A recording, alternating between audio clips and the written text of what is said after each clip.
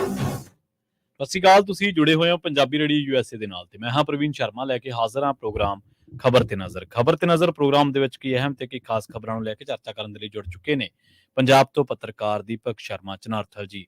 ਸ਼ਰਮਾ ਜੀ ਸਤਿ ਸ਼੍ਰੀ ਅਕਾਲ, ਸਵਾਗਤ ਹੈ ਜੀ ਪੰਜਾਬੀ ਰੇਡੀਓ USA ਤੇ। ਸਤਿ ਸ਼੍ਰੀ ਅਕਾਲ ਪ੍ਰਵੀਨ ਜੀ, ਸਾਰੇ ਦਰਸ਼ਕਾਂ ਨੂੰ, ਸਾਰੇ ਸਰੋਤਿਆਂ ਨੂੰ ਮੇਰੀ ਪਿਆਰ ਭਰੀ ਸਤਿ ਸ਼੍ਰੀ ਅਕਾਲ ਜੀ। ਖਬਰ ਤੇ ਨਜ਼ਰ ਪ੍ਰੋਗਰਾਮ ਨੂੰ ਸਪਾਂਸਰ ਕਰਦੇ ਨੇ ਖਾਲਸਾ ਇੰਸ਼ੋਰੈਂਸ ਏਜੰਸੀ ਵਾਲੇ, ਜਿਨ੍ਹਾਂ ਤੋਂ ਤੁਸੀਂ ਹਰ ਤਰੀਕੇ ਦੀ ਇੰਸ਼ੋਰੈਂਸ ਲੈ ਸਕਦੇ ਹੋ। ਇੰਸ਼ੋਰੈਂਸ ਬਾਰੇ ਪਤਾ ਕਰਨ ਦੇ ਲਈ ਇਹਨਾਂ ਦਾ ਨੰਬਰ ਹੈ 408-272-2500। ਇਹ ਪਿਛਲੇ 3 ਦਹਾਕਿਆਂ ਤੋਂ ਵੱਧ ਸਮੇਂ ਤੋਂ ਇੰਸ਼ੋਰੈਂਸ ਬਿਜ਼ਨਸ ਦੇ ਵਿੱਚ ਸ਼ਾਨਦਾਰ ਸੇਵਾਵਾਂ ਦੇ ਰਹੇ ਨੇ ਤੇ ਅਮਰੀਕਾ ਭਰ ਦੇ ਵਿੱਚ ਇੰਸ਼ੋਰੈਂਸ ਕਰਦੇ ਨੇ। ਓਬਾਮਾ ਕੇਅਰ, ਮੈਡੀਕੇਅਰ ਜਾਂ ਫਿਰ ਕਵਰਡ ਕੈਲੀਫੋਰਨੀਆ ਬਾਬਤ ਸਲਾਹ ਲੈਣ ਦੇ ਲਈ, ਪਾਲਿਸੀ ਕਰਵਾਉਣ ਦੇ ਲਈ ਅੱਜ ਹੀ ਕਾਲ ਕਰੋ 408-272-2500 ਤੇ। ਟਰਕੀਆਨਾ ਇਮੀਗ੍ਰੇਸ਼ਨ ਲਾ ਫਰਮ ਵਾਲੇ ਜੇ ਟਰਕੀਆਨਾ ਅਟਾਰਨੀ ਟਰਕੀਆਨਾ ਦੇ ਨਾਲ ਤੁਸੀਂ US ਇਮੀਗ੍ਰੇਸ਼ਨ ਬਾਬਤ ਕੋਈ ਵੀ ਸਲਾਹ ਕਰਨੀ ਹੈ, ਕੋਈ ਵੀ ਸਵਾਲ ਪੁੱਛਣਾ ਤੇ ਇਹਨਾਂ ਦਾ ਨੰਬਰ ਹੈ 415-909-0503। ਗੁਰਦੀਪ ਸਿੰਘ ਬਿਰਦੀ ਕਲੋਬੀ, ਸਤਨਾਮ ਸਿੰਘ ਸ਼ੇਰਗਿੱਲ ਸਿਲਮਾ ਵਿਸਲਾ ਫੈਮਿਲੀ, ਕਾਬਲ ਸਿੰਘ ਫ੍ਰੈਜ਼ਨੋ, ਮਨਦੀਪ ਸਿੰਘ ਸੰਦੀਪ ਕੌਰ ਸੈਨ ਹੋਜ਼ੇ, ਗੁਰਪਾਲ ਸਿੰਘ ਸੈਕਰਾਮੈਂਟੋ ਤੇ ਸਰਬਜੀਤ ਸਿੰਘ ਸ਼ੋਕਰ ਟਰਲਕ ਤੋਂ। ਇਹਨਾਂ ਸਾਰੇ ਹੀ ਸਪਾਂਸਰਸ ਦਾ ਬਹੁਤ-ਬਹੁਤ ਧੰਨਵਾਦ। ਤੇ ਜੇਕਰ ਤੁਸੀਂ ਵੀ ਪੰਜਾਬੀ ਰੇਡੀਓ USA ਦੇ ਇਹਨਾਂ ਪ੍ਰੋਗਰਾਮਾਂ ਨੂੰ ਸਪਾਂਸਰ ਕਰਨਾ ਚਾਹੁੰਦੇ ਹੋ ਤਾਂ ਸਟੂਡੀਓ ਦਾ ਨੰਬਰ ਹੈ 408-272-5200। ਅੱਜ ਦਾ ਇਹ ਖਬਰ ਤੇ ਨਜ਼ਰ ਪ੍ਰੋਗਰਾਮ ਸਾਲ 2024 ਦੀ 19 ਫਰਵਰੀ ਦਾ ਪ੍ਰੋਗਰਾਮ ਹੈ ਤੇ ਦਿਨ ਅੱਜ ਸੋਮਵਾਰ ਹੈ। ਸ਼ਰਮਾ ਜੀ, ਖਬਰਾਂ ਦੇ ਵੱਲ ਆਈਏ। ਸ਼ੁਰੂਆਤ ਕਰੀਏ ਆਪਾਂ ਕਿਸਾਨਾਂ ਤੋਂ। ਕਿਸਾਨ ਅੰਦੋਲਨ ਦੀ ਸਥਿਤੀ ਤੇ ਕਿਸਾਨਾਂ ਦੀ ਕੀ ਅਗਲੇ ਕਦਮ ਹੋਣਗੇ, ਕੀ ਅਗਲੀਆਂ ਪੁਲਾਂਘਾਂ ਹੋਣਗੀਆਂ, ਕੇਂਦਰ ਦੇ ਨਾਲ ਕਿਹੋ ਜਿਹੀ ਗੱਲਬਾਤ ਹੋਏਗੀ, ਇਸ ਤਰ੍ਹਾਂ ਦੇ ਲੱਖਾਂ ਸਵਾਲ ਲੋਕਾਂ ਦੇ ਮਨਾਂ ਦੇ ਵਿੱਚ ਤੌਖਲੇ ਦੇ ਰੂਪ ਦੇ ਵਿੱਚ ਘੁੰਮਦੇ ਰਹਿੰਦੇ ਨੇ।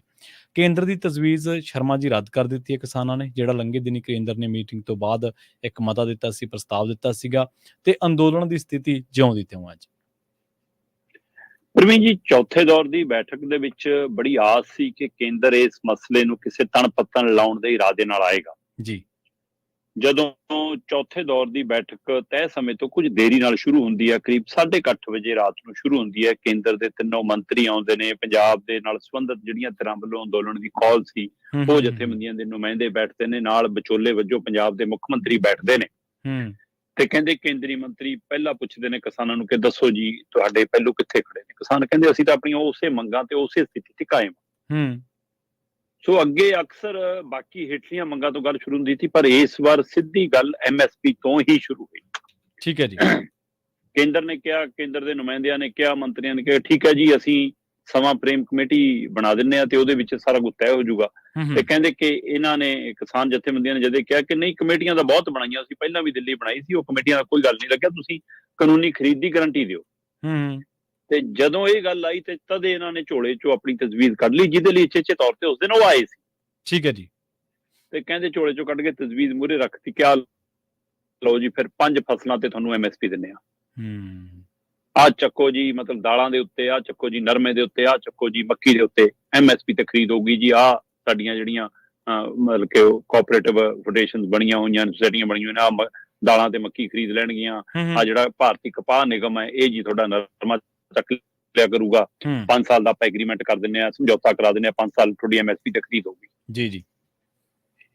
ਤੇ ਜਥੇਬੰਦੀਆਂ ਦੇ ਨੁਮਾਇੰਦਿਆਂ ਚ ਉੱਥੇ ਕੁਸਰ ਮੁਸਰ ਸ਼ੁਰੂ ਇੱਕ ਲੈ ਵੀ, ਮਤਲਬ ਪ੍ਰਵੀਨ ਜੀ 23 ਫਸਲਾਂ ਤੇ ਕੇਂਦਰ MSP ਲਾਉਂਦੀ ਆ ਤੇ 23 ਫਸਲਾਂ ਤੋਂ 2 ਦੇ ਉੱਤੇ ਉਹ ਪੰਜਾਬ, ਹਰਿਆਣਾ ਜਾਂ ਉੱਤਰੀ ਭਾਰਤ ਚੋਂ ਫਸਲਾਂ ਚੱਕ ਰਹੀ ਆ, ਕਣਕ ਝੋਨਾ, ਤੇ ਪਿੱਛੇ 21 ਫਸਲਾਂ ਬਚਦੀਆਂ। ਤੇ 21 ਦੇ ਵਿੱਚੋਂ ਜੇ 5 ਤੇ ਸਿੱਧੀ MSP ਮਿਲਦੀ ਆ ਔਰ ਅਗਲੇ 5 ਸਾਲ ਦੀ ਗਰੰਟੀ ਮਿਲਦੀ, ਜਥੇਬੰਦੀਆਂ ਨੂੰ ਲੱਗਿਆ ਲੈ ਵੀ ਗੱਲ ਤਾਂ ਕੁਛ ਹਾਸਲ ਕਰਨ ਵਾਲੀ ਹੋਊਗੀ, ਕਾਫੀ ਕੁਛ ਮਿਲ ਗਿਆ ਆਪਾਂ ਨੂੰ। ਸੋ ਪਰ ਉਹਨਾਂ ਨੂੰ ਸਮਝ ਨਹੀਂ ਆਈ ਕਿ ਇਹਦੀ ਖੁਸ਼ੀ ਮਨਾਈਏ, ਇਸ ਦੀ ਹਾਮੀ ਭਰੀਏ, ਨਾ ਕਰੀਏ, ਕੀ ਕਰੀਏ। ਇਸ ਗੱਲ ਚ ਉਲਝ ਗਏ। ਸ਼ਾਇਦ ਕੇਂਦਰ ਆਪਣੀ ਸਕੀਮ ਚ ਉੱਥੇ ਇਹਨਾਂ ਨੂੰ ਉਲਝਾਉਣ ਚ ਕਾਮਯਾਬ ਹੋ ਗਿਆ। ਪ੍ਰਵੀਨ ਜੀ, ਉਹ ਇਸ ਕਦਰ ਤਿਆਰੀ ਨਾਲ ਆਏ ਸੀ। ਉਹ ਅਨਿਲ ਕਪੂਰ ਦੀ ਇੱਕ ਫਿਲਮ ਹੈ ਨਾਇਕ, ਹਾਂਜੀ, ਉਹਦੇ ਵਿੱਚ ਉਹ ਨਾਲੇ ਟੈਪਿਸਟ, ਨਾਲੇ ਆਰਡਰ, ਸਾਰਾ ਕੁਝ ਨਾਲੇ ਲੈ ਕੇ ਤੁਰਦਾ। ਉਹ ਕੱਲ ਇਹਨਾਂ ਕੋਆਪਰੇਟਿਵ ਜਿਹੜੇ ਜਿਨ੍ਹਾਂ ਰਾਹੀਂ ਖਰੀਦ ਹੋਣੀ ਸੀ, ਕੋਆਪਰੇਟਿਵ ਫੈਡਰੇਸ਼ਨਾਂ ਰਾਹੀਂ ਜਾਂ ਨਾ, ਉਹਨਾਂ ਦੇ ਨੁਮਾਇੰਦਿਆਂ ਨੂੰ ਨਾਲ ਲੈ ਕੇ, ਭਾਰਤੀ ਕਪਾਹ ਨਿਗਮ ਦੇ ਨੁਮਾਇੰਦੇ ਨੂੰ ਨਾਲ ਲੈ ਕੇ, ਹੋਰ ਛੱਡੋ ਖੇਤੀਬਾੜੀ ਮੰਤਰੀ ਦੇ ਸੈਕਟਰੀ ਨੂੰ ਨਾਲ ਲੈ ਕੇ ਆਏ ਸੀ, ਜਿਹਦੇ ਵੱਲੋਂ ਆਰਡਰ ਦਿੱਤੇ ਜਾਣੇ ਸੀ ਨਾ, ਜਿਹਦੇ ਦਸਤਖਤਾਂ ਚਿੱਠੀਆਂ ਆਉਂਦੀਆਂ ਨੇ, ਉਹਨੂੰ ਨਾਲ ਲੈ ਕੇ ਆਏ ਸੀ ਕਿ ਲੈ ਭਾਈ ਲਿਖਾ ਲਓ ਅੱਜ। ਸੋ ਇਸ ਲਈ ਹੁਣ ਤਾਂ ਇਹ ਲੱਗਿਆ ਸੀ ਕਿ ਆਹ ਤਜਵੀਜ਼ ਤੇ ਲੈ ਛਾਲਾਂ ਮਾਰਨਗੇ ਪੰਜਾਬ ਦੇ ਕਿਸਾਨ ਤੇ ਜਦੇ ਹਾਮੀ ਭਰ ਦੇਣਗੇ ਜੀ। ਇਹ ਲੀਡਰਾਂ ਦੀ ਸਿਆਣਪ ਕਹਿ ਲੋ ਜਾਂ ਸਮਝ ਦੀ ਕਮੀ ਕਹਿ ਲੋ ਕਿ ਮੌਕੇ ਤੇ ਕੋਈ ਫੈਸਲਾ ਨਹੀਂ ਲੈ ਸਕੇ। ਤੇ ਪ੍ਰਵੀਨ ਜੀ ਉਹ ਕਹਿੰਦੇ ਕਿ ਸਾਨੂੰ 2 ਦਿਨ ਦੇ ਦਿਓ ਜੀ, ਅਸੀਂ 2 ਦਿਨ ਦੱਸ ਕੇ ਫੈਸਲਾ ਕਰਾਂਗੇ। ਜੀ ਰਾਤ ਨੂੰ 12:30 ਵਜੇ ਮੀਟਿੰਗ ਮੁੱਕਦੀ ਆ ਤੇ ਉਸ ਤੋਂ ਬਾਅਦ ਬਾਹਰ ਆ ਕੇ ਐਲਾਨ ਹੁੰਦੇ ਨੇ ਕਿਆ ਤਜਵੀਜ਼ ਆ ਗਈ ਜੀ। ਹਾਂ ਉਹਨਾਂ ਨੇ ਫਾਰਮੂਲਾ ਦਿੱਤਾ ਜੀ, ਪੰਜਾਬ ਚੋਂ ਦਾਲਾਂ, ਮੱਕੀ ਤੇ ਨਰਮਾ ਹੁਣ ਉਹ MSP ਤੇ ਚੱਕਿਆ ਕਰਨਗੇ, ਹੈਨਾ, ਤੇ 5 ਸਾਲ ਦੀ ਅਗਲੀ ਗਰੰਟੀ ਹੈ ਜੀ, ਹੋਰ ਕੀ ਚਾਹੀਦਾ। ਸੋ ਇਸ ਪਹਿਲੂ ਨੇ ਰਾਤ ਨੂੰ ਹੀ ਪੰਜਾਬ ਦੇ ਵਿੱਚ ਤਰਸੱਲੀ ਮਚਾਤੀ। ਰਾਤ ਨੂੰ ਸਾਰੀਆਂ ਜਥੇਬੰਦੀਆਂ ਦੇ ਹੋਰ ਜਿਹੜੇ ਨਹੀਂ ਅੰਦੋਲਨ ਸ਼ਾਮਲ ਉਹਨਾਂ ਦੇ ਫੋਨ ਖੜਕਣੇ ਸ਼ੁਰੂ ਹੋ ਗਏ, ਮੀਡੀਆ ਦੇ ਫੋਨ ਖੜਕਣੇ ਸ਼ੁਰੂ ਹੋ ਗਏ, ਖੇਤੀਬਾੜੀ ਮਾਹਿਰਾਂ ਦੇ ਰਾਤ ਨੂੰ ਫੋਨ ਖੜਕਣੇ ਸ਼ੁਰੂ ਹੋ ਗਏ। ਤੇ ਇਹ ਜਿਹੜੇ ਅੰਦੋਲਨਕਾਰੀ ਧਿਰ ਹੈ ਇਹ ਕਹਿੰਦੀ ਜੀ ਸਵੇਰ ਨੂੰ ਅਸੀਂ ਆਪਣੀ ਜਥੇਬੰਦੀਆਂ ਦੇ ਨੁਮਾਇੰਦਿਆਂ ਨਾਲ ਵੀ ਗੱਲ ਕਰਾਂਗੇ, ਜਿਹੜੇ ਸ਼ੰਭੂ ਬਾਰਡਰ ਤੇ ਬੈਠੇ ਉਹਨਾਂ ਨਾਲ ਗੱਲ ਕਰਾਂਗੇ, ਮਾਹਿਰਾਂ ਦੀ ਰਾਏ ਲਵਾਂਗੇ, ਫਿਰ ਫੈਸਲਾ ਸੁਣਾਵਾਂਗੇ। ਪਰ ਰਾਤ ਨੂੰ ਹੀ ਸਵੇਰ ਹੋਣ ਤੋਂ ਪਹਿਲਾਂ ਪੰਜਾਬ ਨੇ ਫੈਸਲਾ ਕਰ ਲਿਆ ਕਿ ਇਹ ਧੋਖੇ ਵਾਲਾ ਫੈਸਲਾ ਭਾਈ, ਠੀਕ ਹੈ, ਇਹ ਕੇਂਦਰ ਦਾ ਸਾਜ਼ਿਸ਼ ਭਰਿਆ ਫੈਸਲਾ ਹੈ। ਪ੍ਰਵੀਨ ਜੀ ਜਦੋਂ ਦਿੱਲੀ ਕਿਸਾਨ ਅੰਦੋਲਨ ਗਿਆ ਸੀ ਜੀ ਤਦ 3 ਖੇਤੀ ਕਾਨੂੰਨ ਵਾਪਸ ਕਰਾਉਣ ਲਈ ਗਿਆ ਸੀ ਤੇ ਉਸ ਸਮੇਂ ਹਰਿਆਣਾ ਤੇ ਪੰਜਾਬ ਖੁੱਲ ਕੇ, ਜੇ ਮੈਂ ਕਹਾਂ ਕਿ ਇਹਨਾਂ ਦੀ ਅਗਵਾਈ 'ਚ ਅੰਦੋਲਨ ਲੜਿਆ ਗਿਆ ਤਾਂ ਕੋਈ ਦੋ ਰਾਏ ਨਹੀਂ। ਅੰਦੋਲਨ ਪੰਜਾਬ ਤੋਂ ਉੱਠਿਆ, ਪੰਜਾਬ ਤੋਂ ਤੁਰਿਆ, ਪੰਜਾਬ ਨੇ ਅਗਵਾਈ ਕੀਤੀ, ਪਰ ਹਰਿਆਣਾ ਨੇ ਆਪਣੀ ਜ਼ਮੀਨ, ਦੁੱਧ, ਦਹੀਂ ਸਾਰਾ ਕੁਝ ਮਾਰਿਆ। ਜੇ ਪੰਜਾਬ ਦੇ ਕਿਸਾਨ, ਪੰਜਾਬ ਦੇ ਲੋਕ ਸ਼ੰਭੂ ਖਨੌਰੀ ਬਾਰਡਰ ਤੋੜ ਰਹੇ ਸੀ ਤਾਂ ਉਹ ਕੁਰੂਕਸ਼ੇਤਰ, ਕਰਨਾਲ, ਪਾਣੀਪਤ ਖਾਲੀ ਕਰਾ ਰਹੇ ਸੀ ਪਹਿਲਾਂ। ਹਾਂਜੀ ਬਿਲਕੁਲ ਸਹੀ ਹੈ। ਤੇ ਉਸ ਤੋਂ ਬਾਅਦ ਯੂਪੀ ਦਾ, ਰਾਜਸਥਾਨ ਦਾ ਤੇ ਹੋਰਨਾਂ ਸੂਬਿਆਂ ਦਾ ਚਾਹੇ ਗਿਣਤੀ ਮਿਣਤੀ ਘੱਟ ਵੱਧ ਹੋਵੇ ਪਰ ਸਾਥ ਮਿਲਿਆ। ਪਰ ਉਹਦੇ ਪਿੱਛੇ, ਉਹ ਸਾਥ ਦੇ ਪਿੱਛੇ ਪੰਜਾਬ ਦੀਆਂ ਤੇ ਹਰਿਆਣਾ ਦੀਆਂ ਜਥੇਬੰਦੀਆਂ ਦੀ ਇੱਕ ਸੋਚ ਸੀ ਪ੍ਰਵੀਨ ਜੀ। ਉਹਨਾਂ ਨੇ ਕਿਹਾ ਕਿ 3 ਖੇਤੀ ਕਾਨੂੰਨ ਵਾਪਸ ਕਰਾਉਣ ਦੀ ਲਈ ਲੜਾਈ ਵਿੱਢੀ ਆਪਾਂ ਪੂਰੇ ਮੁਲਕ ਦੇ ਕਿਸਾਨਾਂ ਦੇ ਲਈ, ਕਿਉਂਕਿ ਕਾਨੂੰਨ ਪੂਰੇ ਮੁਲਕ ਲਈ ਬਣਿਆ। ਪਰ ਸਧਾਰਨ ਕਿਸਾਨ ਨੂੰ ਇਹ ਸਿੱਧੀਆਂ ਗੱਲਾਂ ਸਮਝ ਨਹੀਂ ਆਉਂਦੀਆਂ। ਇਸ ਲਈ ਆਪਾਂ MSP ਦਾ ਮੁੱਦਾ ਨਾਲ ਸ਼ਾਮਲ ਕਰੋ ਕਿ ਬਾਕੀ ਸੂਬਿਆਂ ਨੂੰ ਇਹ ਲੱਗੇ ਕਿ ਸਾਡੇ ਲਈ ਵੀ ਕੁਝ ਹੈ। ਇਸ ਲਈ MSP ਦੀ ਮੰਗ ਉਹਦੇ ਵਿੱਚ ਸ਼ਾਮਲ ਹੋਈ, ਜਦੋਂ ਕਿ ਪੰਜਾਬ ਤੇ ਹਰਿਆਣਾ ਚਾਹੇ 2 ਫਸਲਾਂ ਤੇ ਸੀ, ਮਿਲ ਰਹੀ ਸੀ। ਜਦੋਂ ਇਹ ਮੰਗ ਸ਼ਾਮਲ ਹੋਈ ਤਾਂ ਦੇਸ਼ ਭਰ ਦੇ ਕਿਸਾਨ ਨੂੰ ਗਿਆ ਕਿ ਸਾਡੀ ਵੀ ਉੱਥੇ ਕੋਈ ਗੱਲ ਹੋਣੀ ਹੈ। ਮੈਨੂੰ ਸੂਬਿਆਂ ਦੇ ਕਿੰਨੇ ਨੁਮਾਇੰਦੇ ਦੇ ਮਿਲੇ, ਕੱਚਾ MSP ਵੀ ਕੋਈ ਚੀਜ਼ ਹੈ, ਇਹਦੇ ਪਰ ਵੀ ਖਰੀਦ ਹੁੰਦੀ ਹੈ। ਸੋ ਉਹ ਇਸ ਲਈ ਉਹ ਮਦਦ ਉੱਥੇ ਸ਼ਾਮਲ ਹੋਈ। ਤੇ ਅੱਜ ਜਦੋਂ ਦੁਬਾਰਾ ਕਿਸਾਨ ਅੰਦੋਲਨ 2 ਦੇ ਨਾਂ ਦੇ ਉੱਤੇ ਪੰਨੂ ਪੰਧੇਰ ਦੀ ਜਥੇਬੰਦੀ ਕਿਸਾਨ ਮਜ਼ਦੂਰ ਜਾਂ ਦੱਲੇ ਵਾਲਿਆਂ ਦੀ ਜਿਹਨਾਂ ਨਾਲ ਸਹਿਯੋਗੀ ਜਥੇਬੰਦੀਆਂ ਨੇ ਕਾਲ ਕਰਕੇ ਅੰਦੋਲਨ ਦਿੱਲੀ ਲਿਜਾਣ ਦਾ ਐਲਾਨ ਕੀਤਾ, ਤਾਂ ਉਹਦੇ ਵਿੱਚ ਸਭ ਤੋਂ ਪਹਿਲੀ ਮੰਗ 23 ਦੀਆਂ 23 ਫਸਲਾਂ ਤੇ MSP ਦੀ ਸੀ। ਠੀਕ ਹੈ ਜੀ। ਤੇ ਇਹ ਮੰਗ ਫਿਰ ਮੁਲਕ ਲਈ ਸੀ ਜਾਂ ਇਕੱਲੇ ਪੰਜਾਬ ਲਈ ਸੀ? ਤੇ ਕੇਂਦਰ ਜਿਹੜੀਆਂ 5 ਫਸਲਾਂ ਤੇ ਦੇ ਕੇ ਜਾ ਰਿਹਾ ਸੀ ਉਹ ਇਕੱਲੇ ਪੰਜਾਬ ਨੂੰ ਦੇ ਕੇ ਜਾ ਰਿਹਾ ਸੀ।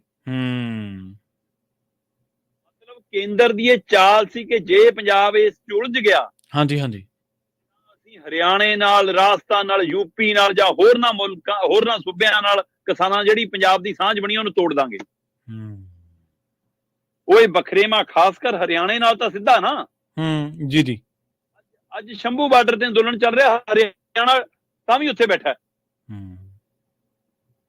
ਇਸ ਲਈ ਕਿਤੇ ਨਾ ਕਿਤੇ ਕੇਂਦਰ ਦੀ ਇਸ ਚਾਲ ਨੂੰ ਪੰਜਾਬ ਦੀਆਂ ਜਥੇਬੰਦੀਆਂ ਨੇ, ਪੰਜਾਬ ਦੇ ਲੋਕਾਂ ਨੇ, SKM ਨੇ ਮਹਿਸੂਸ ਕੀਤਾ।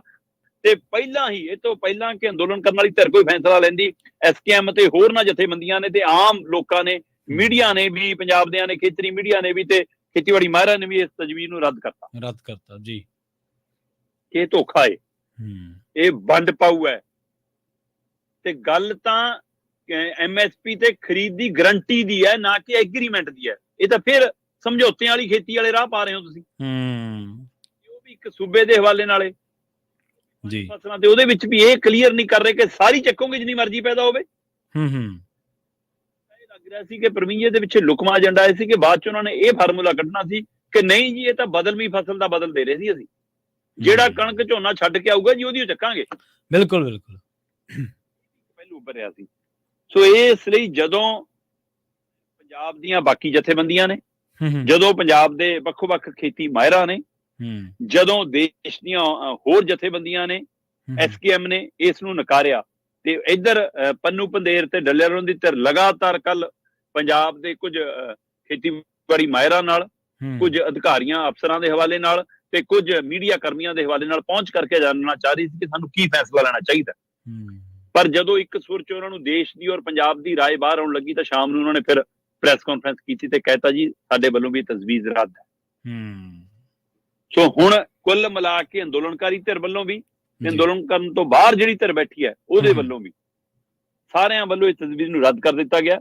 ਚੰਡੂਨੀ ਨੇ ਤਾਂ ਇਹ ਵੀ ਕਿਹਾ ਸੀ ਕਿ ਇਹ ਵੰਡ ਪਾਉਣ ਵਾਲੀ ਹੈ, ਕਿਤੇ ਦੇਖਿਓ, ਹੈ ਨਾ।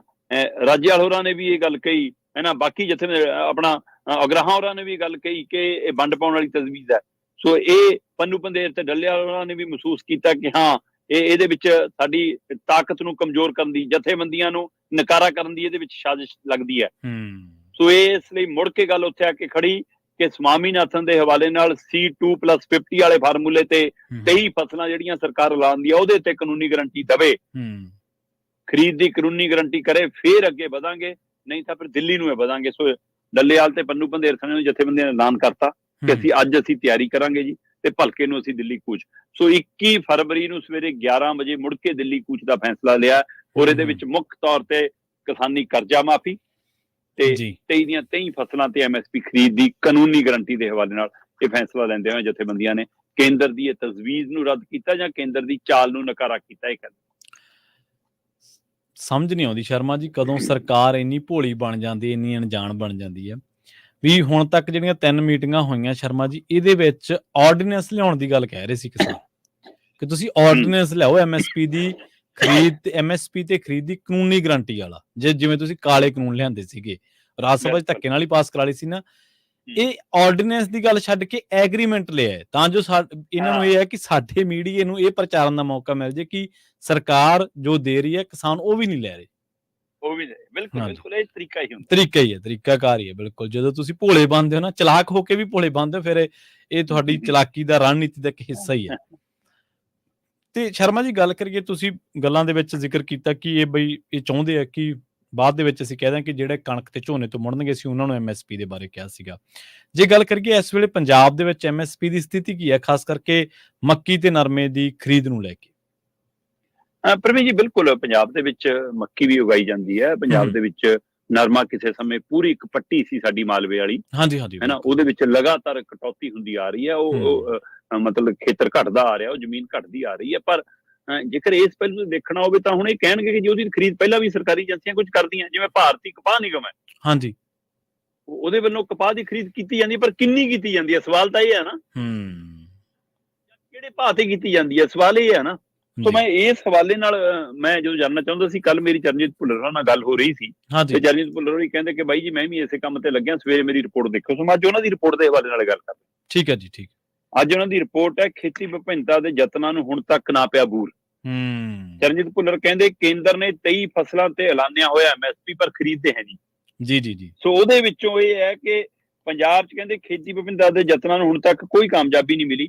ਕਿਸਾਨਾਂ ਦਾ ਇੱਕੋ ਇੱਕ ਜਵਾਬ ਹੈ ਕਿ ਬਦਲਵੀਆਂ ਫਸਲਾਂ ਕਦੇ ਵੀ ਘੱਟੋ ਘੱਟ ਸਮਰਥਨ ਮੁੱਲ ਤੇ ਨਹੀਂ ਵਿਕੀਆਂ। ਠੀਕ ਹੈ, ਕਿ ਜੇ ਅਸੀਂ ਬਦਲਵੀਂ ਫਸਲ ਤੇ ਆਉਨੇ ਵੀ ਆ, ਅਸੀਂ ਗੰਨੇ ਤੇ ਵੀ ਆ ਕੇ ਦੇਖ ਲਿਆ, ਅਸੀਂ ਮੱਕੀ ਤੇ ਵੀ ਆ ਕੇ ਦੇਖ ਲਿਆ, ਅਸੀਂ ਮੂੰਗੀ ਤੇ ਵੀ ਆ ਕੇ ਦੇਖ ਲਿਆ, ਪੰਜਾਬ 'ਚ ਕਿਸੇ ਸਮੇਂ ਹਰ ਖੂਬ ਹੁੰਦੀ ਸੀ, ਹੈ ਨਾ, ਤੇ ਅਸੀਂ ਉਹਦੇ ਪਰ ਵੀ ਆ ਕੇ ਦੇਖ ਲਿਆ, ਪਰ ਉਹਦਾ ਹੱਲ ਸਰਕਾਰ ਨਹੀਂ ਦਿੰਦੀ। ਬਾਹਰੋਂ ਦਾਲਾਂ ਖਰੀਦ ਲੈਣੀਆਂ, ਪਰ ਪੰਜਾਬ ਦੇ, ਹਰਿਆਣਾ ਦੇ, ਦੇਸ਼ ਦੇ ਕਿਸਾਨਾਂ ਤੋਂ ਸਹੀ ਭਾਅ ਤੇ ਨਹੀਂ ਚੱਕਣੀਆਂ। ਸੋ ਉਸ ਹਵਾਲੇ ਨਾਲ ਇਹ ਕਹਿੰਦੇ ਜੀ ਕਿ 23 ਫਸਲਾਂ ਤੇ ਘੱਟੋ ਘੱਟ ਸਮਰਥਨ ਮੁੱਲ ਐਲਾਨਿਆ ਜਾਂਦਾ, ਪਰ ਕਣਕ ਝੋਨੇ ਨੂੰ ਛੱਡ ਕੇ ਬਾਕੀ ਫਸਲਾਂ ਤਾਂ ਮਤਲਬ ਕਿ ਕਿਸਾਨਾਂ ਨੂੰ ਸਰਕਾਰੀ ਭਾਅ ਤੋਂ ਹੇਠਾਂ ਹੀ ਵੇਚਣ ਲਈ ਮਜਬੂਰ ਹੋਣਾ ਪੈਂਦਾ। ਸੋ ਇਹਦੇ ਅੰਕੜੇ ਉਹ ਦੱਸਦੇ ਨੇ, ਕਹਿੰਦੇ ਕਿ ਇਸ ਮੌਕੇ ਜਿਹੜੀ ਸਥਿਤੀ ਹੈ ਪੰਜਾਬ ਦੇ ਵਿੱਚ, ਐਤਕੀ ਹੁਣ ਤੱਕ 12.19 ਲੱਖ ਕੁਆਂਟਲ ਨਰਮੇ ਦੀ ਖਰੀਦ ਹੋਈ ਹੈ। ਠੀਕ ਹੈ ਜੀ। ਇਸ ਵਾਰ ਉਹ ਕਹਿੰਦੇ ਕਿ ਚਰਨਜੀਤ ਭੁੱਲਰ ਲਿਖਦੇ ਨੇ, ਕਹਿੰਦੇ ਪੰਜਾਬ 'ਚ ਐਤਕੀ ਹੁਣ ਤੱਕ 12.19 ਲੱਖ ਕੁਆਂਟਲ ਨਰਮੇ ਦੀ ਖਰੀਦ ਹੋਈ ਹੈ, ਜਿਸ ਚੋਂ 30% 3.68 ਲੱਖ ਕੁਆਂਟਲ ਫਸਲ ਘੱਟੋ ਘੱਟ ਸਮਰਥਨ ਮੁੱਲ ਤੋਂ ਹੇਠਾਂ ਵਿਕੀ ਹੈ। 30% ਦਾ ਅੰਕੜਾ ਕਹਿੰਦਾ ਹੈਗਾ। ਬਹੁਤੇ ਕਿਸਾਨਾਂ ਨੂੰ ਤਾਂ 2 ਤੋਂ 2.5 ਹਜ਼ਾਰ ਰੁਪਏ ਪ੍ਰਤੀ ਕੁਆਂਟਲ ਦਾ ਘਾਟਾ ਪਿਆ। 2 ਤੋਂ 2.5 ਹਜ਼ਾਰ ਰੁਪਏ ਪ੍ਰਤੀ ਕੁਆਂਟਲ ਘਾਟਾ ਪੈ ਰਿਹਾ। ਠੀਕ ਹੈ। ਇਹ ਤੋਂ ਬਾਅਦ ਕਹਿੰਦੇ ਜੀ, ਹਾਲਾਂਕਿ ਨਰਮੇ ਦਾ ਸਰਕਾਰੀ ਭਾਅ 6620 ਰੁਪਏ ਪ੍ਰਤੀ ਕੁਆਂਟਲ ਸੀ, ਮਾਨਸਾ ਜ਼ਿਲ੍ਹੇ 'ਚ ਤਾਂ ਕਈ ਢੇਰੀਆਂ 3-3 ਹਜ਼ਾਰ ਨੂੰ ਵਿਕੀਆਂ, ਮਤਲਬ ਸਮਰਥਨ ਮੁੱਲ ਤੇ ਐਲਾਨ ਵਾਲੇ ਤੋਂ ਵੀ ਅੱਧੇ ਰੇਟ ਤੇ। ਜੀ 820 ਰੁਪਏ MSP ਦਾ ਐਲਾਨ ਕਰਦੀ ਆ ਸਰਕਾਰ, ਤੇ ਪਰ ਬਾਜ਼ਾਰ ਦੇ ਵਿੱਚ, ਮੰਡੀ ਦੇ ਵਿੱਚ 3000 ਨੂੰ ਢੇਰੀ ਵਿਕ ਰਹੀ ਆ, ਇੱਥੋਂ ਦਾ ਜਿਹੜਾ ਕੁਆਂਟਲ ਦੇ ਹਿਸਾਬ ਨਾਲ। ਸੋ ਇਸੇ ਤਰ੍ਹਾਂ ਕਹਿੰਦੇ ਫਾਜ਼ਿਲਕਾ 'ਚ 4805 ਰੁਪਏ ਨੂੰ ਵਿਕਿਆ, ਮਤਲਬ 2000 ਤੋਂ ਵੀ ਵੱਧ ਘਾਟਾ ਪ੍ਰਤੀ ਕੁਆਂਟਲ। ਨਰਮੇ ਦੀ ਕੁੱਲ ਖਰੀਦ ਵਿੱਚੋਂ ਸਿਰਫ 15.29% ਹੀ ਉਹ ਕਹਿੰਦੇ ਕਿ ਜੀ ਫਸਲ ਹੈ ਜੋ 1.86 ਲੱਖ ਕੁਆਂਟਲ ਬਣਦੀ ਹੈ, ਭਾਰਤੀ ਕਪਾਹ ਨਿਗਮ ਵੱਲੋਂ ਖਰੀਦੀ ਗਈ ਹੈ। ਮਤਲਬ ਭਾਰਤੀ ਕਪਾਹ ਨਿਗਮ ਨੇ ਕੁੱਲ ਪੈਦਾਵਾਰ ਦਾ 15.29% ਲਗਭਗ 15.5% ਖਰੀਦਿਆ ਜੀ ਜੀ 80% ਖੁੱਲੇ ਬਾਜ਼ਾਰ 'ਚ ਵਿਕਿਆ। ਕੱਲ ਨੂੰ ਵੀ ਕਹਿ ਦੇਣਗੇ ਸਮਝੌਤਾ ਕਰ ਲਓ ਕਿ ਸਾਨੂੰ ਤਾਂ ਇੰਨੀ ਲੋੜ ਹੈ ਜੀ, ਅਸੀਂ ਇੰਨੀ ਖਰੀਦ ਸਕਦੇ ਹਾਂ, ਤੇ ਬਾਕੀ ਕਿੱਥੇ ਜਾਣਗੇ? ਤੇ ਪਰ ਇਹ ਇਕੱਲੇ ਪੰਜਾਬ ਦੇ ਹਵਾਲੇ ਨਾਲ ਸਮਝੌਤਾ ਕਰਨ ਨੂੰ ਫਿਰਦੇ ਆ, ਤੇ ਬਾਕੀ ਸੂਬਿਆਂ ਨਾਲ ਤੁਸੀਂ ਤੋੜਨ ਨੂੰ ਫਿਰਦੇ ਹੋ ਪੰਜਾਬ ਦੀ ਕਿਸਾਨੀ ਨੂੰ। ਸੋ ਇਹ ਤੋਂ ਅੱਗੇ ਆ ਜੋ ਕਹਿੰਦੇ ਜੀ ਇਸੇ ਤਰ੍ਹਾਂ ਕਹਿੰਦੇ ਜੀ ਇਹੀ ਕਾਰਨ ਹੈ ਕਿ ਲਗਾਤਾਰ ਪੰਜਾਬ 'ਚ ਨਰਮੇ ਹੇਠਲਾ ਰਕਬਾ ਘਟਦਾ ਜਾ ਰਿਹਾ। ਹਾਂਜੀ, ਕਹਿੰਦੇ ਨਰਮੇ ਹੇਠਲਾ ਜੋ ਰਕਬਾ ਕਿਸੇ ਸਮੇਂ 7.5 ਲੱਖ ਹੈਕਟਰ ਸੀ, 7.50 ਲੱਖ ਹੈਕਟਰ ਤੱਕ ਰਕਬਾ ਸੀ ਨਰਮੇ ਹੇਠ, ਉਹ ਅੱਜ ਦੀ ਤਰੀਕ ਦੇ ਵਿੱਚ 1.25 ਲੱਖ ਹੈਕਟਰ ਰਹਿ ਗਿਆ, 2 ਲੱਖ ਤੋਂ ਵੀ ਘੱਟ ਰਹਿ ਗਿਆ। 7 ਲੱਖ ਹੈਕਟਰ 'ਚ ਨਰਮਾ ਬੀਜਿਆ ਜਾਂਦਾ ਸੀ, ਅੱਜ ਦੀ ਤਰੀਕ 'ਚ 2 ਲੱਖ 'ਚ ਵੀ ਨਹੀਂ ਬੀਜਿਆ ਜਾਂਦਾ, 1.25 ਲੱਖ ਰਹਿ ਗਿਆ। ਭਾਰਤ ਸਰਕਾਰ ਕਿਸਾਨਾਂ ਦੀ ਬਾਂਹ ਫੜਨ ਲਈ ਅੱਗੇ ਨਹੀਂ ਆਈ। ਪੰਜਾਬ ਮੰਡੀ ਬੋਰਡ ਦੇ ਵੇਰਵੇ ਅਨੁਸਾਰ ਇਸ ਤਰ੍ਹਾਂ ਲੰਘੇ ਸੀਜ਼ਨ ਵਿੱਚ ਮੂੰਗੀ ਦੀ ਜੇਕਰ ਮੈਂ ਗੱਲ ਕਰਾਂ, ਕਹਿੰਦੇ 84,380 ਕੁਇੰਟਲ ਫਸਲ ਕੁਝ ਮੰਡੀਆਂ 'ਚ ਵਿਕੀ ਹੈ। ਜੀ ਜੀ 84,380 ਕੁਇੰਟਲ ਕਹਿੰਦੇ, ਜਿਸ ਵਿੱਚੋਂ 64,609 ਕੁਇੰਟਲ ਮੂੰਗੀ ਦੀ ਫਸਲ ਘੱਟੋ ਘੱਟ ਸਮਰਥਨ ਮੁੱਲ ਤੋਂ ਹੇਠਾਂ ਵਿਕੀ ਹੈ। ਤੇ ਇੱਥੋਂ ਹਿਸਾਬ ਲਾ ਲਓ ਕਿ 84,000 ਕੁਇੰਟਲ ਤੋਂ ਵੱਧ ਫਸਲ ਮੰਡੀ 'ਚ ਆਉਂਦੀ ਆ, ਤੇ ਜਿਹਦੇ ਵਿੱਚੋਂ 65,000 ਕੁਇੰਟਲ ਦੇ ਕਰੀਬ ਤੋਂ ਘੱਟੇ ਵਿਕੀ ਆ ਜੀ। ਸੋ ਇੱਥੋਂ ਅੰਦਾਜ਼ਾ ਲਾ ਲਓ ਫਿਰ ਕਿੱਥੇ ਖੜੀ ਹੈ ਸਥਿਤੀ ਪੰਜਾਬ ਦੇ ਵਿੱਚ। ਸੋ ਇਸ ਲਈ ਕਹਿੰਦੇ ਜੀ ਤੁਸੀਂ ਕਹਿ ਸਕਦੇ ਹੋ ਕਿ 76.56% ਲਗਭਗ ਇਹ ਬਣਦਾ ਕਿ 75% ਤੋਂ ਵੱਧ ਜਿਹੜੀ ਮੂੰਗੀ ਹੈ ਜਾਂ ਦਾਲਾਂ ਨੇ ਉਹ ਵੀ ਆਪਣੇ ਸਮਰਥਨ ਮੁੱਲ ਤੋਂ ਹੇਠਾਂ ਅੱਜ ਦੀ ਤਰੀਕ 'ਚ ਵੀ ਵਿਕ ਰਹੀਆਂ। ਤੇ ਜਦੋਂ ਕਿ ਸਰਕਾਰਾਂ ਨੂੰ ਲੱਗਦਾ ਕਿ ਇਹ ਤਾਂ ਠੀਕ ਠਾਕ ਭਾਅ ਵਿਕਦੀਆਂ ਨੇ ਜੀ ਹੈ ਨਾ। ਇਸੇ ਤਰ੍ਹਾਂ ਮੂੰਗੀ ਦੇ ਹਵਾਲੇ ਨਾਲ ਕਹਿੰਦੇ ਮੂੰਗੀ ਦਾ ਸਰਕਾਰੀ ਭਾਅ 8558 ਰੁਪਏ ਪ੍ਰਤੀ ਕੁਇੰਟਲ ਹੈ। ਇਸੇ ਤਰ੍ਹਾਂ ਮੱਕੀ ਹੈ, ਮੱਕੀ ਦੇ ਹਵਾਲੇ ਨਾਲ ਵੀ ਕਹਿੰਦੇ ਅੰਮ੍ਰਿਤਸਰ ਦੀ ਜੇਕਰ ਕੱਲੀ ਗੱਲ ਕਰੀਏ ਤਾਂ ਅੰਮ੍ਰਿਤਸਰ ਦੇ ਵਿੱਚ 3.21 ਲੱਖ ਕੁਇੰਟਲ ਸਰਕਾਰੀ ਭਾਅ ਤੋਂ ਹੇਠਾਂ ਵਿਕੀ ਹੈ ਮੱਕੀ, ਹੈ ਨਾ। ਤੇ ਪਿਛਲੇ ਬਰੇ ਇਸੇ ਜ਼ਿਲ੍ਹੇ 'ਚ 81,814 ਕੁਇੰਟਲ ਫਸਲ ਸਰਕਾਰੀ ਭਾਅ ਤੋਂ ਹੇਠਾਂ ਵਿਕੀ ਸੀ। ਠੀਕ ਹੈ ਜੀ। ਸੋ ਇਸ ਲਈ ਆ ਬਦਲ ਹੈ, ਜੇ ਪੰਜਾਬ ਬਦਲਵੇਂ ਤੇ ਜਾਂਦਾ ਵੀ ਹੈ ਤਾਂ ਵੀ ਆ ਸਥਿਤੀ ਹੈ।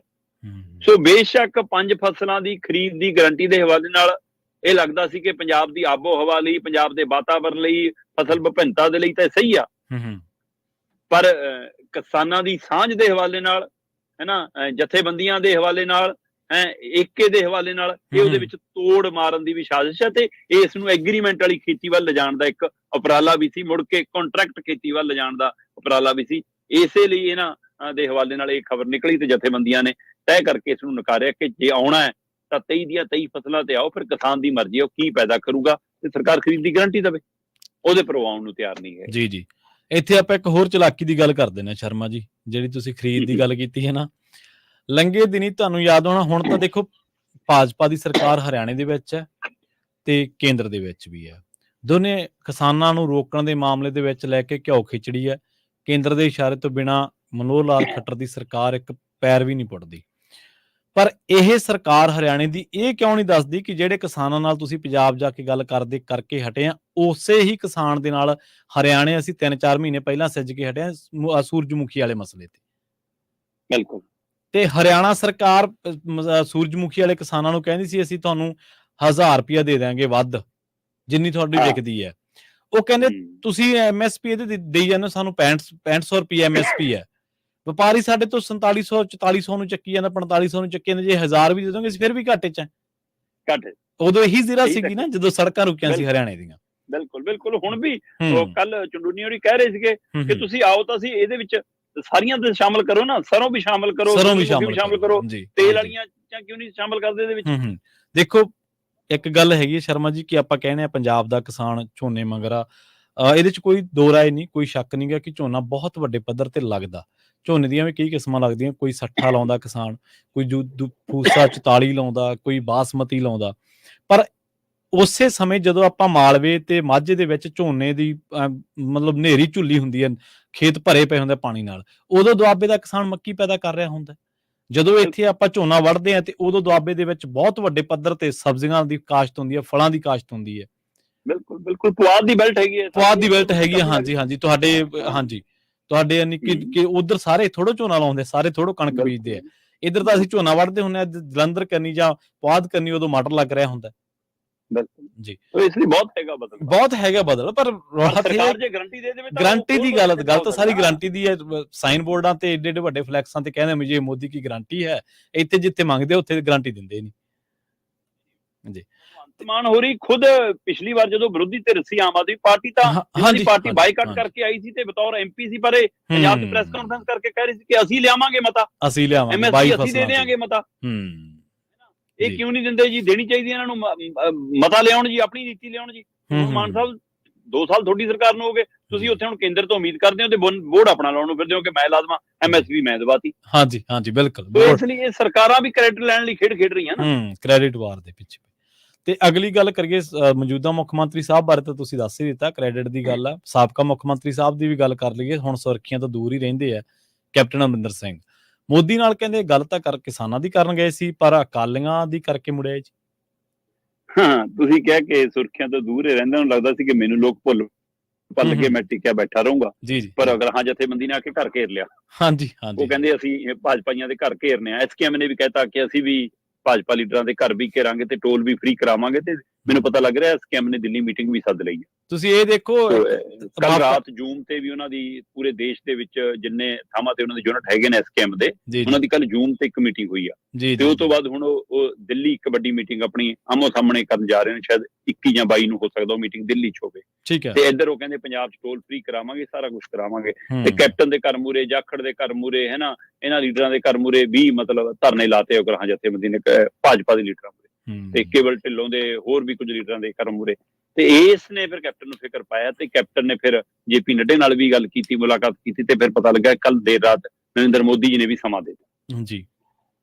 ਕੈਪਟਨ ਸਾਹਿਬ ਕਹਿ ਤਾਂ ਇਹ ਰਹੇ ਸੀ ਕਿ ਮੈਂ ਕਿਸਾਨਾਂ ਦੇ ਨਾਲ ਖੜਾ, ਤੇ ਮੈਂ ਅੱਜ ਵੀ ਇਸ ਗੱਲ ਤੇ ਕਾਇਮ ਆ ਕਿ ਜੇ ਦਿੱਲੀ ਜਾ ਕੇ ਆਪਣੀ ਮੰਗ ਰੱਖਣਾ ਚਾਹੁੰਦੇ ਤਾਂ ਉਹਨੂੰ ਦਿੱਲੀ ਜਾਣ ਦੇਣਾ ਚਾਹੀਦਾ, ਰੋਕਣਾ ਗਲਤ ਹੈ। ਮੇਰੇ ਸਮੇਂ ਤਾਂ ਮੈਂ ਰੁਕਣ ਨਹੀਂ ਦਿੱਤੇ, ਹੈ ਨਾ, ਸੋ ਪਰ ਹੁਣ ਜਾਣ ਨਹੀਂ ਦਿੰਦੇ ਕਿ ਕੀ ਸਾਡੇ ਵਾਲਾ ਮੁੱਖ ਮੰਤਰੀ ਜੀ, ਉਹ ਉਹਨਾਂ ਨੇ ਕਈ ਉਂਗਲਾਂ ਉਧਰ ਵੀ ਧਰੀਆਂ।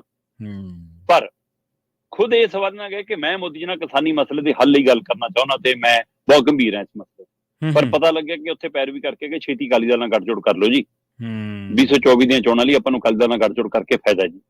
ਸੋ ਕਹਿੰਦੇ ਜੀ ਗਏ ਸੀ ਕਿਸਾਨਾਂ ਦੇ ਲਈ, ਤੇ ਗੱਲਾਂ ਅਕਾਲੀ ਦਲ ਦੀਆਂ ਕਰਕੇ ਆ ਗਏ।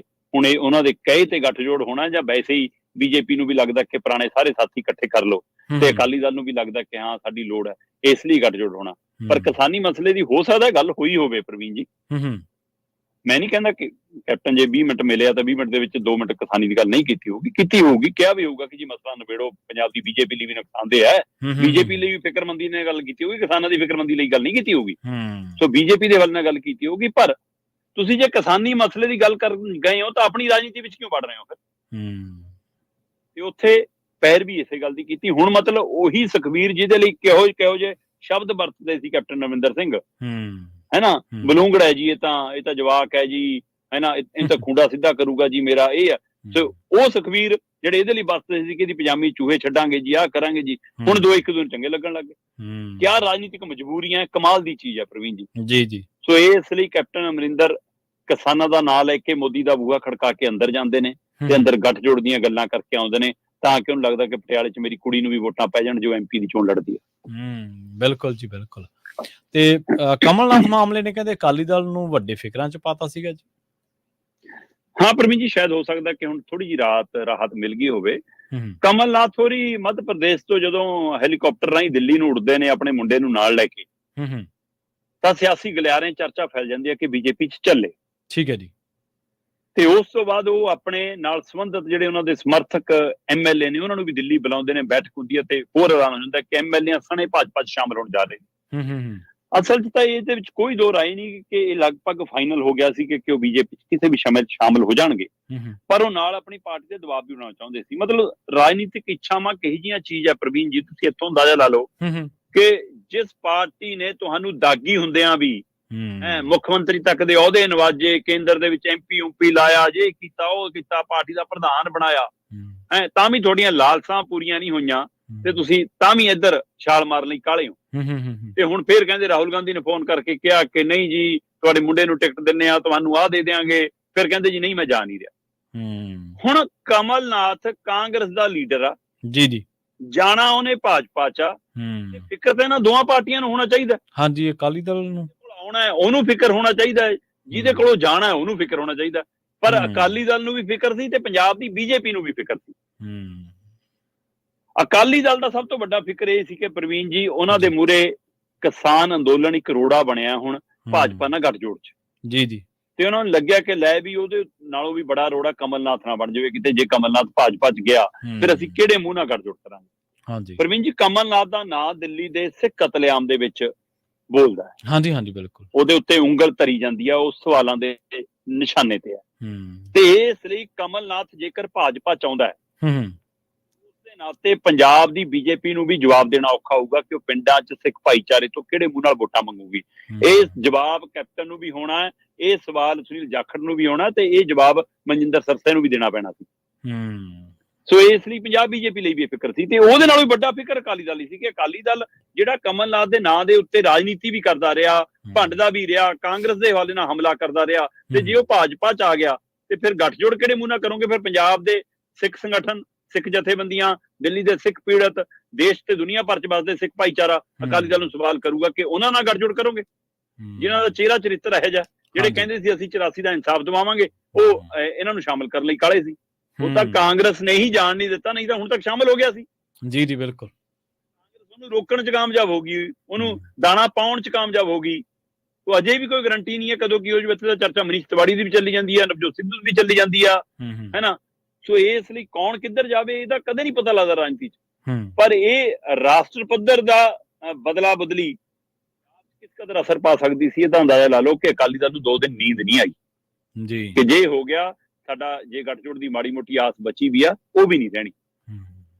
ਸੋ ਹੋ ਸਕਦਾ ਕੈਪਟਨ ਅਮਰਿੰਦਰ ਇਹ ਵੀ ਜ਼ਿਕਰ ਕਰਕੇ ਆਏ ਹੁਣ ਕਿ ਇਹਦਾ ਅਸਰ ਪੰਜਾਬ ਤੇ ਪਊਗਾ, ਪਰ ਭਾਜਪਾ ਲਈ ਪੰਜਾਬ ਕਿੰਨਾ ਕੁ ਅਹਿਮੀਅਤ ਰੱਖਦਾ ਇਹ ਆਪਾਂ ਸਾਰੇ ਜਾਣਦੇ ਹਾਂ। ਜੀ ਬਿਲਕੁਲ ਬਿਲਕੁਲ। ਦੇਖੋ ਚਰਚਾਵਾਂ ਤਾਂ ਚੱਲਦੀਆਂ ਰਹਿੰਦੀਆਂ, ਪਰ ਤੁਸੀਂ ਇਹ ਦੇਖੋ ਕਮਲਨਾਥ ਦਾ ਤਾਂ ਚਲੋ ਪੋਸਟਪੋਨ ਹੋ ਗਿਆ ਹੋਣਾ ਕੰਮ, ਪਰ ਜੋਤਿੰਦਰ ਰਾਏ ਸਿੰਧੀਆ ਕਦੇ ਕਮਲਨਾਥ ਕਰਕੇ ਹੀ ਭਾਜਪਾ ਦੇ ਵਿੱਚ ਆਏ ਸੀਗੇ, ਕਿਉਂਕਿ ਉਦੋਂ ਪਾਵਰ ਸ਼ੇਅਰਿੰਗ ਦਾ ਰੌਲਾ ਸੀ ਨਾ, ਜਿਹੜਾ ਰੌਲਾ ਹਰਿਆਣੇ 'ਚ ਮਾਫ ਕਰਨਾ, ਜਿਹੜਾ ਰਾਜਸਥਾਨ ਦੇ ਵਿੱਚ ਪਾਇਲਟ ਤੇ ਗਹਿਲੋਤ ਵਿਚਾਲੇ ਹੈ, ਪੰਜਾਬ 'ਚ ਸਿੱਧੂ ਰੰਧਾਵਾ ਤੇ ਹੋਰ, ਹਾਂ ਉਹੀ ਸੇਮ ਮਸਲਾ ਉੱਥੇ ਸੀਗਾ। ਪਰ ਅਸਲ ਦੇ ਵਿੱਚ ਤੁਸੀਂ ਇਹ ਦੇਖੋ ਸ਼ਰਮਾ ਜੀ ਕਿ ਚੰਡੀਗੜ੍ਹ ਦੇ ਵਿੱਚ 3 ਇਨਕਲਾਬੀਏ ਭੱਜ ਗਏ ਇਸੇ ਰੌਲੇ ਦੇ ਦਰਮਿਆਨ, 3 ਇਨਕਲਾਬੀ ਜਿਹੜੇ ਨੇ ਉਹ ਬੀਜੇਪੀ ਜੁਆਇਨ ਕਰ ਗਏ ਆ। ਨਹੀਂ ਉਹਨਾਂ 'ਚੋਂ ਇੱਕ ਇਨਕਲਾਬੀ ਤਾਂ 4 ਵਾਰ ਪਾਰਟੀ ਬਦਲ ਗਿਆ, ਜਿਹੜਾ ਉਹ ਅੱਛਾ ਕਾਲਾ MC ਹੈ, ਕਾਲਾ ਕੀ ਹੈ ਨਾ, ਹਾਂਜੀ ਹਾਂਜੀ ਉਹ ਤੋਂ ਜਿੱਤਿਆ ਹੋਇਆ MC ਹੈ। ਠੀਕ ਹੈ ਜੀ। ਬਾਅਦ ਚੋਂ ਭਾਜਪਾ ਸ਼ਾਮਲ ਹੋ ਗਿਆ ਸੀ। ਠੀਕ ਹੈ ਜੀ। ਵੋਟਾਂ ਤੋਂ ਪਹਿਲਾਂ ਆਪ 'ਚ ਆ ਗਿਆ ਸੀ ਤੇ ਹੁਣ ਫਿਰ ਬੀਜੇਪੀ ਸ਼ਾਮਲ ਹੋ ਗਈ। ਜੀ ਜੀ ਵਾਹ ਜੀ ਵਾਹ। ਤੇ ਜਾਂਦੇ ਜਾਂਦੇ ਗੱਲ ਕਰੀਏ ਮਾਸਟਰਾਂ ਦੀ, ਮਾਸਟਰ ਕਹਿੰਦੇ ਜਵਾਕਾਂ ਨੂੰ ਛੱਡ ਕਿੰਨੂੰ ਲੱਭਣ ਲਾਏ ਹੋਏ ਆ ਜੀ ਹੁਣ।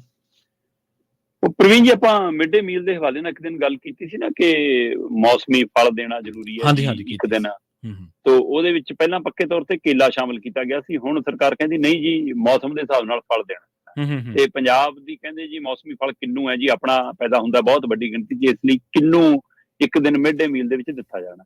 ਠੀਕ ਹੈ। ਤੋ ਇਸ ਦੇ ਲਈ ਕਹਿੰਦੇ ਜੀ ਮਾਸਟਰਾਂ ਨੇ ਕਿੰਨੂ ਦਾ ਪ੍ਰਬੰਧ ਨਹੀਂ ਕਰਨਾ, ਫਿਕਰ ਨਾ ਕਰੋ, ਪੰਜਾਬ ਐਗਰੋ ਪ੍ਰਬੰਧ ਕਰੋ।